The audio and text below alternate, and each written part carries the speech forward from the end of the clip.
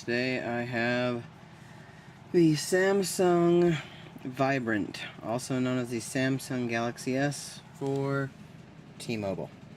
So, I got it a while back, and it's been pretty nice. Been messing with it, playing with it, figuring just different things about it. I really like the inlay there, Galaxy S. It's kind of like a nice, let's see what they call it, carbon fiber, kind of looking back. Makes it look really pretty, really professionally good, well done. The camera there, 5 megapixel. As you can see though, there is no flash on it. I'm kind of disappointed by that. You know, such a powerful phone, no flash. Kind of weird. It's just a really good looking phone, and as most of you will probably notice, and like most of my friends and coworkers have said, is that the new iPhone? No, it's not the new iPhone. Looks a lot like one though. And it's not even that it looks a lot like it, it just even feels like it. There's the app drawer. Feels iPhone-ish. But that's not always a problem. So it's really pretty, really nice. It comes with this nice clock. I decided to put that on the front since I wasn't running some of my other stuff that I usually run.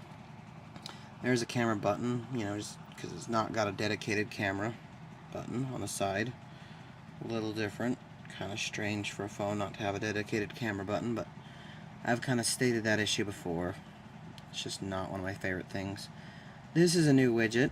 It gives me weather and news, so it's more or less the 2.1 news and weather widget that came with most 2.1 phones, but this kind of has a TouchWiz twist to it. By the way, as you can tell, these icons stay at the bottom no matter what screen I'm on, no matter which of the 7 screens I'm on. This is another new widget. It's called, it's just a dual clock widget, I guess it is, which is Samsung only. Let me show you real quick. Oop, let me just exit the widget.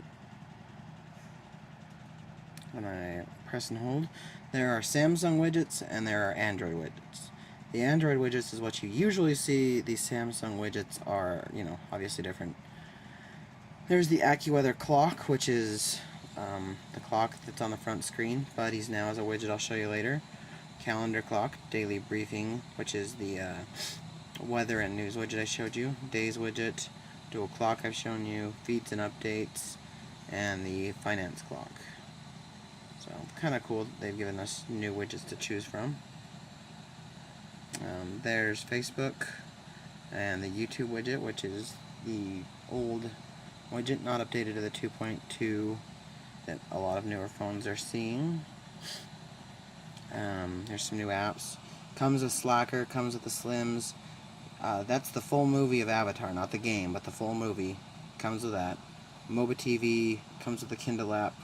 Kind of makes me wonder if the newer ones will come with the Nook app, because when I got this phone, Kindle wasn't out, or Kindle was out, Nook was not, but now Nook is out. So there's a Twitter widget that comes. That's Android for Twitter for Android, and this is the Buddies widget. You know, that's my wife there, and I can scroll through and call any of those people, text any of those people, whatever. Pretty cool phone overall. Like I said, there's all the apps. Sims 3, Telenav, GPS for T-Mobile. I'm pretty sure that comes standard with T-Mobile. That there's probably the best Tumblr app out there.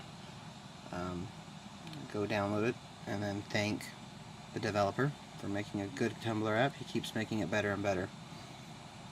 Media Hub, just some connection things. Comes with Layer, comes with GoGo, comes with Gallery. Which Gallery, it looks different, but I'm pretty sure, yeah, it's the same gallery. So a couple phones I've reviewed lately haven't had the same gallery. They even went out and changed that, so cool, fine by me. The web, which is, you know, the internet, of course, looks to be more like the Sense UI widget, but since this is more of a Sense UI type feel to it, you know, you kind of get that feeling, so maybe it's an appropriate widget. The battery life on here, I treat the phone a little harshly, but my wife has been using it recently, and she went almost a full day, and it only hit like 60%, so, you know, if you're not a super power user like I am, but, you know, And I take power user to the full extent of terms. Power user for me is really power user. I use it a lot.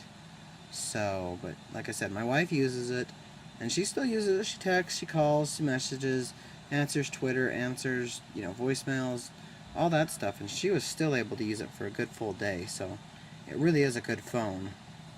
We like it a lot. There's the volume bumpers right here. And that's about the only button on there other than the power button, which is in a weird place. It's right there on the side rather than on the top. On the top, though, they do have your headphone jack, and that's a slide open USB port. You don't have to take anything off, it just slides under, so that's really nice. I quite like the slide under USB port on there. It was made quite a nice little feature. This here, the clock, let's see if I can click it. Yeah, it'll refresh it. I click this refresh button, then I press home, and it goes through the, whether it's night or day, so it kind of gives like a beautiful widgets effect inside the clock. That's an AccuWeather clock. Tells me the time, tells me the day, and gives me kind of like weather updates. There you can see it's 97 here, 68 as the low, so it's not going to be a very cool day at all. Let's see, what other things are on here? The dialer is a little different. Not the dialer, well, the dialer is a bit different, but the call log, how you call people. Now I'm going to have to be careful with this and not get any numbers in here, but it's a little different. Let's see, what else was there? The contacts I was going to show you. Contacts, if you've never used a, I can show you all these because there's no phone numbers associated to them. If you've never used it, you can see as I scroll, letters on the side highlight instead of it showing a big letter, and then you can press any of those letters to get to a person's name. It's kind of a TouchWiz feature. Another feature of TouchWiz is here. I just pulled down my notifications bar, and you have Wi-Fi, Bluetooth, GPS, and silent. So more or less, that is, your touch, or excuse me, not touch, but the power control widget that you'd normally get with Android phones. So that's a really another cool feature. I really recommend this phone for, almost anybody. It's really powerful, it's really nice, really sleek. Quite a few of my iPhone friends have said, oh, that's a really nice phone. I really like what they're doing with that phone. So if you're an iPhone user thinking to switch, if you're just a user that wants to upgrade, just anything at all, this phone is probably a good one. So go ahead and get that. This has been Mike for AndroidHeadlines.com reviewing the Samsung Vibrant.